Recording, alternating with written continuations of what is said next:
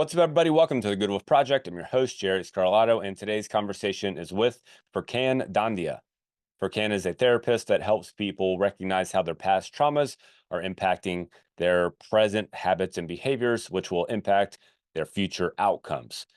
If you don't recognize that you are the biggest thing standing in the way between where you are and where you want to be, this conversation is for you and it will help open up your eyes. Now, that is not a shaming uh, or that's not a shaming line. I'm not saying that to you to shame you and say you're a bad person because you're standing in your way. Every human being is their own biggest obstacle, and that will always be the case. So the more aware you can become of that and work through it, which is one of the biggest things we talk about throughout this episode, is how you work through things and not just berate yourself because you're standing in front of yourself. I tend to be a person that does that. So I can empathize with anybody who struggles, being hard on themselves. But the goal is to be able to work through your hardest obstacle. That is you. And that's your emotional, well-being, your emotional intelligence, your ability to recognize how things that have happened to you in the past are affecting you today and how you can move forward from away from those things in the future so that you can have a better future.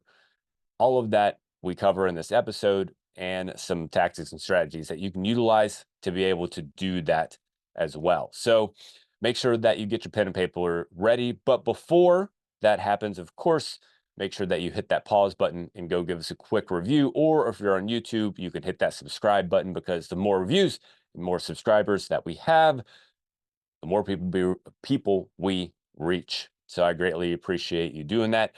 Now, enjoy this conversation with Furkhan Dandia. Furkhan, good to have you on again, my friend. Again, well, I guess I was on your podcast the first time around, but nonetheless, great to see you again. I was admiring that shirt, definitely, and definitely like that. It looks very comfortable.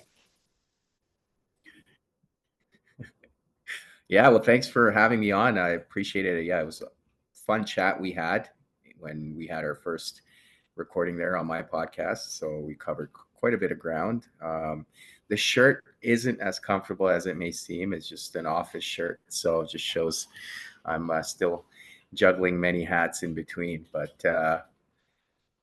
there's nothing wrong with that. Still enjoying life and finding purpose throughout the day. So, yeah. Yeah, no doubt about that. I get it, man. So I'll jump right into the middle of it all, or Hmm. what seems to be the middle of it. How about that? So you Sounds good. made a change. I don't know if it was a complete change or if it was a slow transition from what I would assume to be a quality engineering career path Hmm. to a psychology slash therapy path. So Hmm. tell me about that transition, because I'm always curious about, I mean, that's pretty drastic. That's two completely, different paths Hmm. basically to go down. So Hmm. I'm curious what that transition looked like. What was going on? Yeah, for sure. I mean, I would just caveat it with that transition is still taking place. But for me, the way I'm able to, and I think you can appreciate this, that we all tend to have various turning points in our life that lead to a different path. And then you kind of look at it and you're able to pick out all those little moments that you didn't really identify as they were happening. But the first turning point I can recall is about 11 years ago when I turned 30. I had also just become a father, and I started questioning my purpose in life. At that time, I didn't know it was purpose that I was trying to define, but I was just questioning what it meant to be now as a man in this world and being a father. What kind of life did I want to lead? What kind of impact did I want to have in the world? I just didn't see me being an engineer and some of the aspirations I had around getting various titles and jobs being it. And I look at some of the other men that I was aspiring to be, they didn't seem to have relationships that I would deem healthy with their children or their spouses. So I felt like that was didn't align with who I wanted to be, especially as I took the responsibility of being a father very seriously, and it was just something that hit me all of a sudden. So I tried to navigate that. I tried to see if I could become an entrepreneur. So I focused more so just specifically on a startup type of idea. So I was playing around with that. And then around 35, I was going through a separation and divorce. And that brought a lot of things to the forefront for me. And um, the parallel there was that I started seeking therapy as I was going into that life changing experience. And therapy really helped me get through the early stages as I was trying to make sense of everything. And you and I have talked about this. There's a lot of shame also for me where I didn't feel comfortable opening up about what I was going through with family and friends. It was some of their doing and some of my own shame coming into play. So therapy was really a healthy outlet for me at the time. But what it brought to the forefront for me was as a man, there was so much shame I was carrying, and there was this inability to be vulnerable. And the more I started leaning into that, I realized that this is something that I could be doing to supporting other men. And how can I be an advocate for men when it comes to their mental health? So I started toying around with that idea, and it really started to resonate with me. And as I was trying to visualize it in my head, therapy was something that came to the forefront that I could also be a therapist. So during the pandemic, going into it, I was already applying for school. I was in between jobs. So I was like, okay, I did some uh, undergraduate level psychology courses, really enjoyed it. So it was all starting to make sense. So during the pandemic, I applied for the master's, got in, and then I finished the program late last year. And I've been working in this field now for majority of this calendar year. I also did a practicum last year where I was working with quite a few people in the non-for-profit sector. So yeah, it's been quite the journey over the last decade or so, and I'm loving it all. And as part of the therapy work, I've got a podcast, as you alluded to earlier, where I am having these intentional conversations around mental health and men's mental health being at the forefront. And then I'm also part of men's groups that I co-facilitate or I'm just attending. And I'm really enjoying all of this in terms of being able to support other men and talk about these things, but especially when it comes to mental health.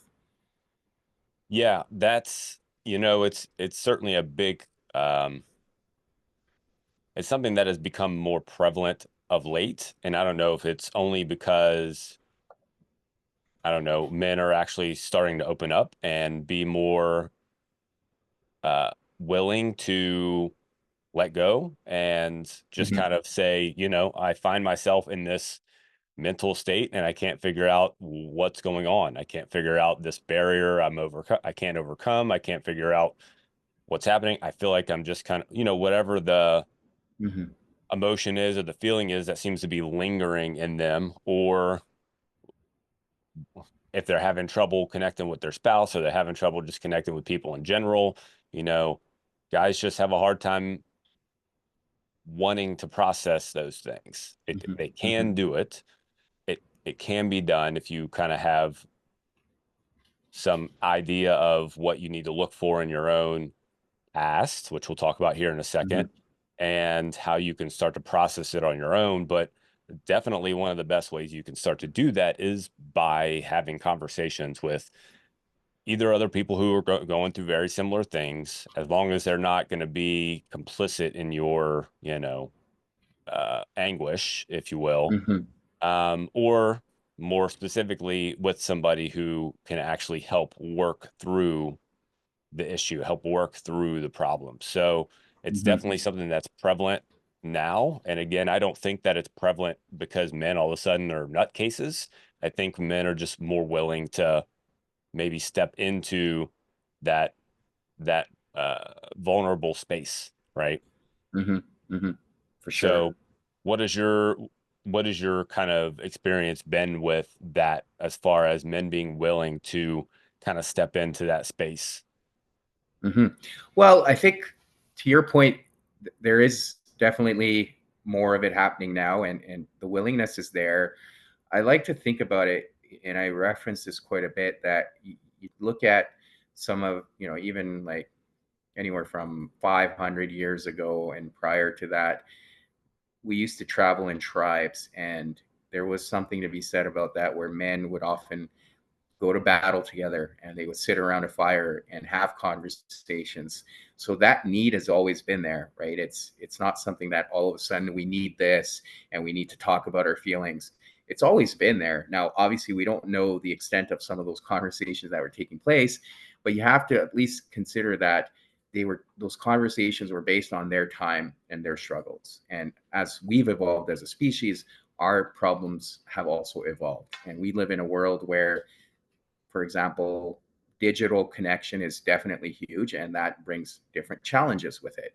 We're also in a world where I feel like, in general, we experience more stress because of some of the demands we have, whether it's work related or financially related. We just have way more demand, whereas in the past, things weren't that crazy, right?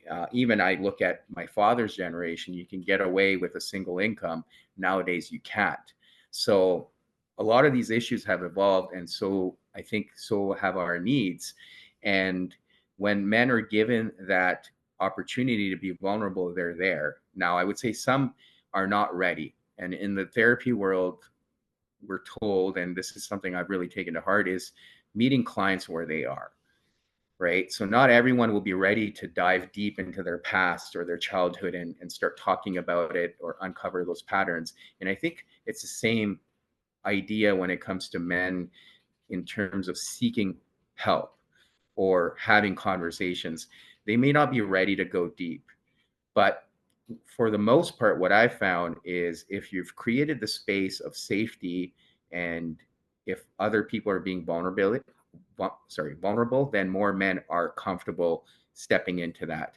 I like to look at it, at least in the men's groups I've been a part of, it's like the rule of one.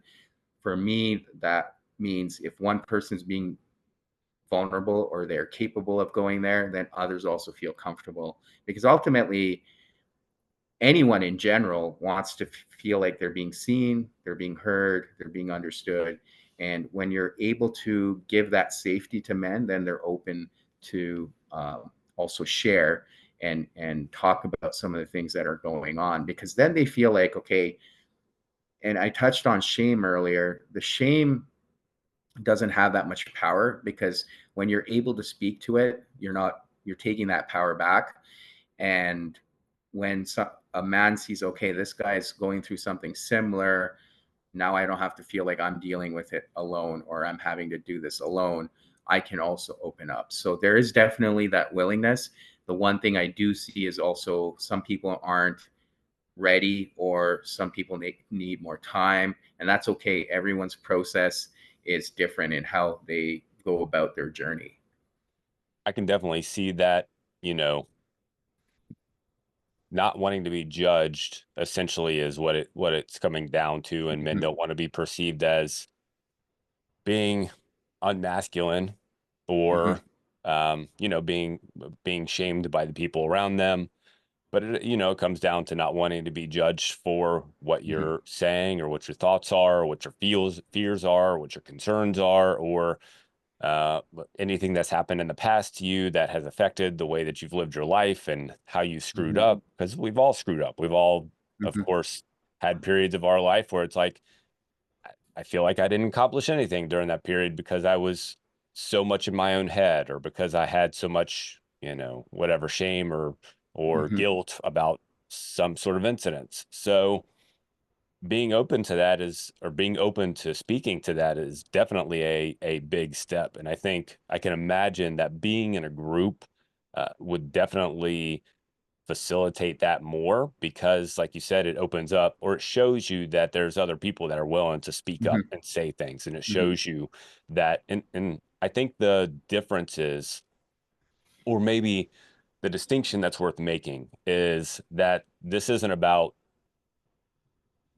This isn't about, oh, I'm going to sit here and weep about myself and feel bad about Hmm. myself and so on and so forth. That's not what that is about. It's not about feeling Hmm. sorry for yourself. It's not about whatever a man might imagine, opening your mind up to the possibility of Hmm. speaking to other people about your vulnerabilities. It's just about Hmm. speaking them out loud so that you can figure out how to work through them and get to the other side of them. Hmm. What's the thing that's standing in the way so that you can get the other side of it? So I can Yeah. certainly imagine how challenging that is for some people getting started. Yeah, and a couple of things I would add to that. First of all, you mentioned one of the fears that we have as men is to be judged if we were to open up, and that is a legitimate fear. And I know, like for me, and it's easier said than done, but one of the things we have to realize is not to personalize other people's issues, right? So if I've had this now that I'm more open to speaking about stuff or even things I've been through, I will often get, especially if other people haven't done that same inward reflection, they'll kind of either call you out or make fun of you. And I've gotten to the point where I'm like, okay, that's not on me, that's on them. If they're getting uncomfortable with my vulnerability, then they need to look within themselves. As much as they're trying to direct that shame at me, it's really their own shame speaking. And I know that takes a level of confidence to get to that point, and we do tend to personalize. I know growing up, that was definitely an issue. When I would share my emotions, I would get made fun of or get bullied, and I would take it personally, and that would force me to shut down. But now that I've gone through that journey of working on myself and doing the healing, I can see it in other people. And that's where, again, that therapy aspect of meeting people where they are really comes to the forefront, because not everyone is comfortable being vulnerable. And like you said, there's that internal messaging that, hey, if I'm going to open up about my emotions or be vulnerable, that means I'm being weak. And men definitely tend to internalize that message. So there's an aspect of empathy and compassion that comes into it as well when others are trying to judge me, because I can see the the blockages or resistance they have within themselves to go there. So that's one piece. The other piece you touched on, yes, the idea of being vulnerable is not to feel like you're the victim or complain about life. And I think you really have to be intentional around who you're surrounding yourself with. So if people are enabling that in you, then you're not really going to grow. So you have to be aware of what kind of behaviors people are enabling within yourself. So in one of the men's groups, we've talked about this, where my buddy and I, who co-facilitate this group, we've talked about, okay, well, if this guy is going to continue to complain and never show up with an action plan on how he's going to improve his situation, we need to challenge him that, hey, you know, just throwing out an example, it's been 6 months and you've been talking about the same problem over and over and over again. What's your plan? Because you do have some influence. So, what are the things you can influence? So, the idea is, again, if you're putting yourself in that setting, being aware of what are you trying to get out of it, and what are people enabling for you. So if you don't like being challenged, then maybe that's not the group for you. And no one's going to sit there and listen to someone complain, because we all have problems that we're trying to work through and deal with. The idea is, again, to feel like you're understood and seen, because a lot of the times, especially if people that are in relationships, they can't have the same conversations with their spouses, because the spouse has stuff going on, you have your own stuff, there's stuff that you have a container within your relationship, but there's some stuff that you have to work on your own and you can't flood your partner with. And that's where working with other guys or having these conversations with other guys can be very helpful, but being very careful that you're not just complaining, you're actually seeking guidance, or you're asking for feedback or coaching, or being open to being challenged so you can actually see different perspectives. So you have to take that responsibility within yourself, that what is the objective I have here? Am I just looking to vent, or am I actually looking to get something out of this and do something with it? That's good. Work through it. I like the way that you say that specifically, that the Mm-hmm. goal is to work through the problem, because I think a lot of people hang on to their problems, and maybe sometimes they don't know that they're doing it, Hmm. and it's just happening. But I think Hmm. also sometimes it's done con consciously. I'll say consciously, but like it's done Hmm. because it's maybe part of them, or they feel like if they let that go, then they're letting go a part of them because they've hung on to it for Hmm. so long that it's just kind of like, which seems kind of ridiculous and it seems crazy Hmm. because you're like, why would somebody want to hang on to a problem that's keeping them from moving forward? Hmm. Well, the connection to of emotions and things like that in the body and the brain is so strong. It's, of course, it's hard to understand and appreciate, but it's very real.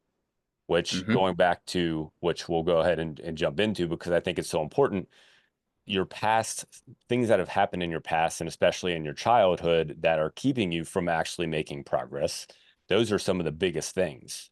And those are the Hmm. ones that a lot of people just don't see necessarily, Hmm. not because they're blind, not because they're stupid, not because of anything like that, but it's just because you're you and you've just done you for so long that you don't know any different. You don't know Hmm.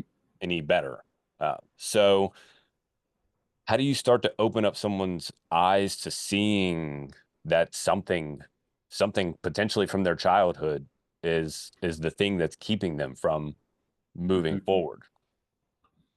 Well, I mean, in my kind of view, you can't really get someone to see it. They have to be willing to see it, right? Mm, So you have to get to the point where you realize that, okay, I'm repeating similar patterns, right? Like, I'll use an example where someone goes through breakup after breakup after breakup, and then you can sit there and blame, oh, the problem was with her. She was controlling, or she was abusive, and she was that. And yes, you can continue to blame the pattern, sorry, the partners one after the other, but at some point you have to look at yourself that, hey, what's the common denominator here, right? And when you get to that realization, then you can start opening up to, where did this start?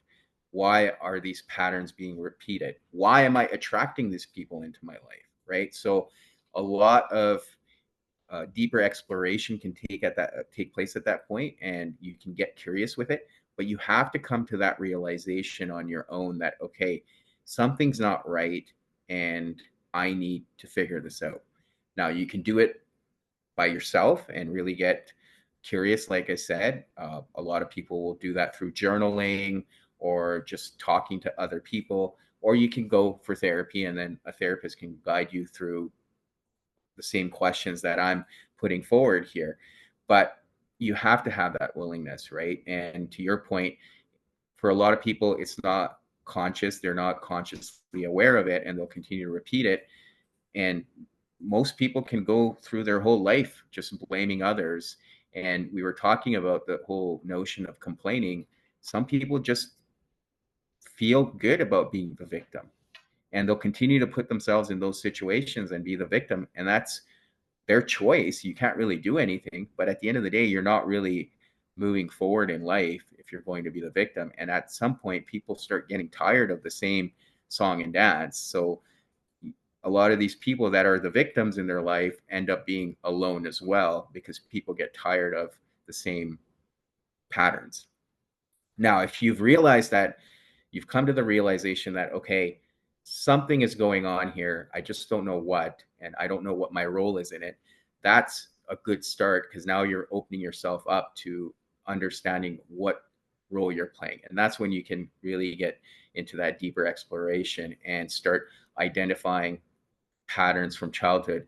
Some people, because those childhood memories are traumatic or very difficult, will tend to just block them away. And that's where there's different forms of therapy that can really help you get to the root of those and bring them back to your conscious awareness.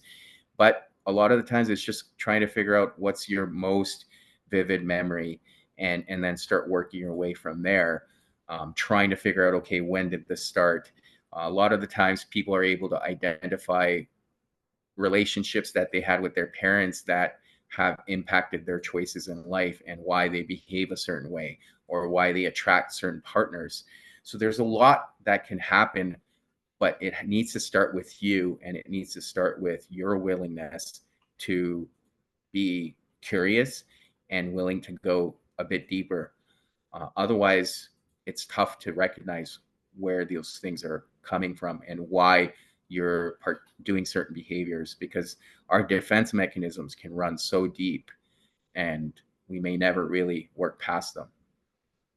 Yeah, that's something that you and I talked about on your podcast with myself. So I'll go ahead and give my own example, because sometimes it's not even something necessarily that is traumatic, Mm-hmm.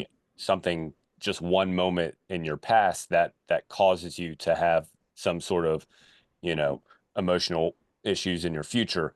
It could be that you dealt with a parent, like you said, in a certain way, or you dealt with a relationship a certain way in the past, and that has just carried forward in the future. So my own example is Mm-hmm. with my dad. I always wanted my dad to show me that he accepted me in a different way. My dad loved me, he cared about me. Mm-hmm. He definitely cared. He was at all my practices, he was at all my games, he was Mm-hmm. always there.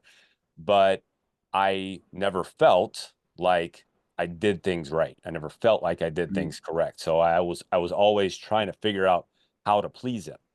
So I kind Mm-hmm. of became a people pleaser in that sense, and that carried forward into my relationship with my now ex-wife.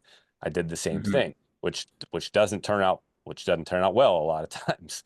But another thing that I did was sometimes he would the way that he would tell me, he would just tell me Mm-hmm. very aggressively, not like angrily, aggressively, but like if he wanted me to do something better, it would just be very intense. And the way that I would respond or react is a better way to say it, is just by shutting down, blank face, and I'd just stare at him and let him say what he wants to say, and that would be that. And he'd get it out of his system, and I would just stand there and stare. Yeah, whatever. And so that carried forward again into my relationship, which Mm-hmm. it was understandably would just frustrate my wife more, and so on and so forth. Again, not a good thing. Whenever she would get upset, I would just shut down and I would just listen to her, let her say whatever she wants to say, go, okay, and then walk away. There would be no trying to understand what she was saying, at least definitely from her perspective. Mm-hmm. So that's just one example of how your interactions with your parents and how you dealt with them can carry forward into especially a romantic relationship. Mm-hmm. Yeah, and to your point there, what I'm, at least even when we talked on the previous episode, and even now, you have that willingness to make that connection, and you definitely went through that process of trying to figure that out. Because when as your marriage was ending, you started to get curious. So, like, okay, what role did I play here? How can I learn from this? And how do I make sure I don't repeat the same things? Now, not a lot of people are willing to go there, but again, based on what you shared, you were able to get very curious and try to figure out where it started. And then you were able to tie that back to the relationship you had with your dad. Now, at the end of the day, what I've been very cautious of and ensured I've maintained this for myself, but I also like to remind other people is you can sit there and judge your parents, you can blame them, you can be angry with them, but at the end of the day, you're the adult now, and it's your responsibility to do something with that information. Yes, it's not your fault how your parents treated you, and it's not your fault in terms of how that manifested in your adult life. But now that it's come to the surface, it's your responsibility ultimately. And I see this with a lot of people. They get stuck in that, oh, my parents did this to me. And then they continue to blame, but then they don't move forward. So the choice is yours, right? Like ultimately, we all have a choice. We have a choice to move forward, or we have a choice to remain stuck. But then you have to be okay with the choice you're making. It's no one else's fault or responsibility to come help you make your own choices. Once you make a choice, now you're responsible for living out the consequences of that choice. 100%. And I would also add that they also have their own set of traumas. Like they were raised by parents who also Mm-hmm. had their own set of traumas, and so on and so forth down the line. Like it goes straight down the Mm-hmm. line, and it's all the Yeah. same. So assuming that you're the only one that has this issue is just not a proper Mhm. assumption, and it doesn't do you or anybody else any good by hanging on to that. So Mhm. how would you start to how would you help somebody to start to ask questions? So what kind of questions can you start to ask yourself? What kind of situations can you start to look at? How can you start to, if you want to go down and start to understand what's happening, Mhm. or what what could be the issue, where it kind of comes from, and then how you can start to change things moving forward? Because from Mhm. my experience, I don't think it ever goes away completely. I think all you can ever No. really do is be self-aware that it's happening. But Mhm. how do you help somebody start to build that self-awareness, either through questions or just recognizing where it's coming from? Yeah, I agree with you that self-awareness needs to be there forever, as far as I'm concerned. Like in my life, I would consider that I will be constantly working through stuff, and I'll constantly try to be curious and improve. And that's it. I'm going to be a work in progress, because as I've uncovered and dealt with certain issues, then I've found new ones that I've needed to work through, and it's a constant exploratory process. Now, again, if people are open to it, you need to have a level of humility that you may not have all the answers, and that's okay. You have to be open and patient with the process itself. I know this sounds cliche, but you really have to trust the process. Healing is not linear. You're going to have days where you're going to take a few steps back, or you may regress, and you have to be okay with that. And that's where that humility is really crucial. But at the end of the day, it's recognizing things simple as what triggers you, right? So if you're within your social circle, or you're with your partner, or you're spending time with family, are there things that people are saying or doing that are triggering you, right? So again, you have to be willing to look at your part in it and take responsibility for yourself. You can't just say, oh, the other person said this and I got pissed off. And no one can make you do something, right? You're still choosing to be pissed off. Yes, they may say something that's irritating, but you still have a choice on how you're going to react. So understanding what your triggers are, because that could be a good starting point. If people are, I'll just throw out an example. If someone's making fun of your size and you get upset as an adult, then again, you have to realize that, is that always been an issue? Have I always been self-conscious or insecure about my size, right? And especially for men, right? If you're not tall, or if you're not in good shape, that could be an insecurity, and that may repeat itself. So a good then segue into it is, what are your insecurities, and when did they come to the surface? Like, when can you go back in time and recognize, okay, this started being an issue for me, and why? Right? So again, those getting curious with your triggers and insecurities is a good starting point, and trying to really, as much as you can, go back in time and trying to see when did this start. Now, like I said earlier, the more you're starting to heal yourself, the more you're going to start uncovering things. So initially, I may have thought that, my mom did this thing with me. She was really mean to me, and I was 14, and it really affected me. And then I start healing that, then I might have another memory come to the surface from when I was 10 years old. So that's the other part, right? So I said, because those incidents or traumas can be very distressing, we tend to block them away, especially as children. Like, we don't obviously have the coping mechanisms or the emotional maturity to be able to express those things in real time. And even if we do, if our parents don't have that emotional intelligence, they may not be able to uh, address it. So you may just tuck it away, and it may get buried in your memory bank. But the more you get curious and the more you start digging through, you'll start uncovering these things. So again, determining what your triggers are, what makes you insecure, what are some fears you have, what are some things that bring you pain. A lot of people are afraid of abandonment, because again, that may have stemmed in childhood, whether it was from your parents, or maybe a very early relationship where the other person broke up with you. you may have this sense of abandonment and fear around it. So that's going to continue to repeat. So a lot of times people have insecure attachment styles, and anytime their partner even says, hey, I just need space, you get anxious and aggravated because your partner's asked for space. But now in your head, you're like, well, what does this mean? Does this mean she's going to break up with me? And you start going worst case scenario, whereas just space could just mean space because maybe she's got something going on and you're internalizing it because you have all these insecurities. So there's all these things you can really start getting curious about anytime you feel emotionally dysregulated.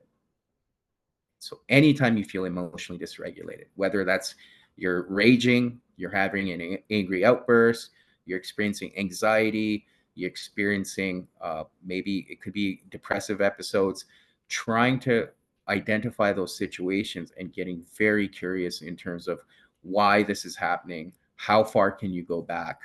And a lot of the times, like I said, if you don't have that capacity or the willingness or even the ability to do it by yourself, and that's okay, you can start with a therapist. And that's where my journey started, was going to a therapist and be like, hey, I don't know why, but I get very upset at these things. Okay, good.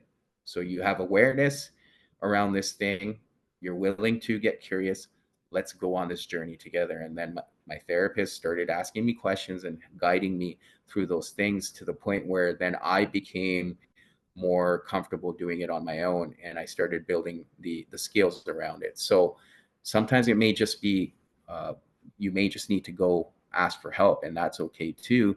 And then once you get to a comfortable level, then you can start doing it on your own.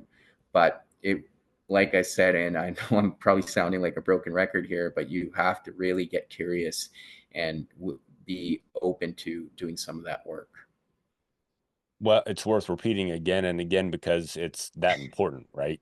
Those Mhm, the mhm, important things are worth saying again so that we can ingrain them. And I would second the working with somebody part. Having been a personal trainer for 10 years before now, and having now coaching people in their own development as I am now, and you mhm, working with it, like I know that people do better when they have somebody to help them. I know that I do mhm, better mhm, when I have somebody to help them. For instance, when I was going through my divorce and closing a business all within the same time frame, I had a coach that helped me. And I've had that same coach for the last 3 years, and he's mhm, helped me work through a lot of things. And just sometimes he's just there to talk to, and I can just talk. And he's just like, okay, do you need some help? I'm like, no, I just need to talk. But sometimes he's like, he helps mhm, pull some things out of me and helps me realize the blind spots. And that's the mhm, thing.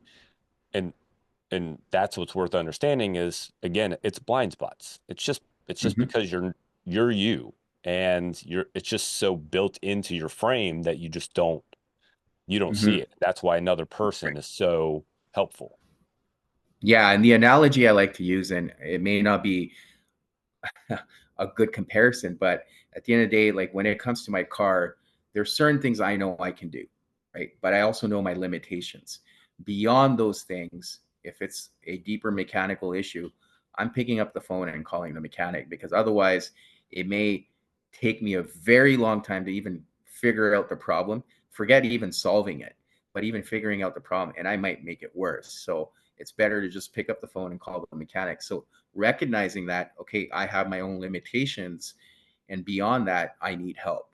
And it's socially acceptable for us to ask help from a mechanic, a plumber, an electrician, but when it comes to our mind, we're not willing to ask for help, and there's this stigma around it, right? And that's probably the most important thing we should be focusing on at times. Well, because you are literally the biggest problem, and not problem like you're a problem, but you're Hmm. the biggest thing standing in your way. You Hmm. always will be. It's just the way that it is because you are the common denominator. Yeah, And that's exactly. that's the thing that people, we don't like to point at ourselves. We don't like to make ourselves feel bad, and that feels bad whenever you get help for yourself. So Hmm. you just got to work past that. So what is, and I know that there's a ton of answers to this question because there are so many potential, things to work through, but what's a little bit of the process look like to move forward, to work forward through things? Yeah, I mean, I can only speak to based on what's worked for me, and some of these things work for other people too. Or the biggest thing I could say before I get into that is try to experiment a little bit, right? So again, I'll use another analogy. When you're working out, you're hitting the gym, you might do certain exercises and you may not notice the muscle build, like you're not building muscle as much as you would like. So then you try to experiment with different forms of exercises until you find the one that is serving you and is actually not causing a lot of pain, and you're actually starting to see growth, right? Or progress. So I would say with respect to this, it's the same idea. Uh, with that being said, in terms of what are some things people can do, I would highly recommend getting comfortable being in solitude.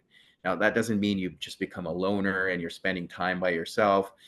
Again, finding the right balance is up to you. Some people are introverted, some people are extroverted, but finding the right balance where you're actually taking intentional time to yourself.